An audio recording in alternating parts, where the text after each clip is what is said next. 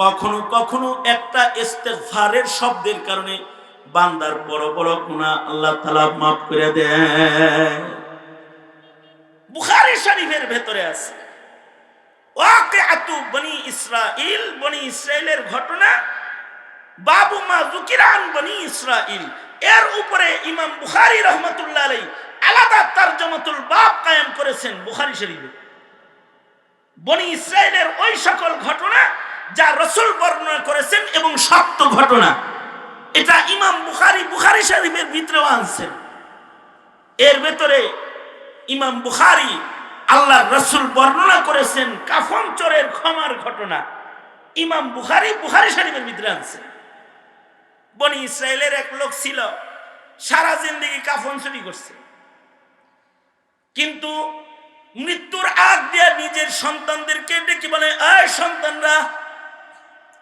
সন্তানেরা রে, আমি মইরা গেলে তোরা আমার লাশটা আগুন দিয়ে পুড়ায় দিবি। আমি আগুনে পুড়ে ছাই হয়ে গেলে আমার ছাইগুলাকে দুই ভাগ করবি, এক ভাগ ছাই বাতাসে উড়ায় দিবি, এক ভাগ ছাই পানিতে ভাসায় দিবি। সন্তানরা কয় কেন? কয় আল্লাহর সামনে দাঁড়াইতে আমার ডর লাগে। আল্লাহু আকবার জোরে বলেন, আমি আরো জোরে আওয়াজ করে বলেন আল্লাহু আকবার কবির। কি বলতেছে? আমাকে আগুন দিয়ে পুড়ায় দিবি, আমার ছাইগুলা দুই ভাগ করে পানিতে ভাসায় দিবি, বাতাসে উড়ায় দিবি, আল্লাহর সামনে দাঁড়ানোর মতো হিম্মত আমার নাই। বাপে যেরকম ওসিয়ত করছে, শয়তান সন্তানগুলা ওরকম বাবার ওসিয়ত মতো সন্তানগুলা বাবারে আগুন দিয়ে পুড়ায় দিছে।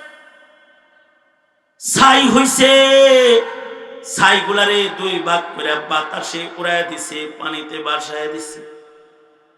আল্লাহর রাসূল বলেন, আল্লাহ তাআলা বাতাস কি বললেন, এই বাতাস তোর ভিতরে একজন পালাইছে, হেরে বাইর কর। বাতাস বাইর করে দিছে, কারণ বাতাস কার গোলাম? আর আস্তে করে কোন কার গোলাম? আমরা আল্লাহর হুকুম অমান্য করি, কিন্তু বাতাস আল্লাহর হুকুম অমান্য করে।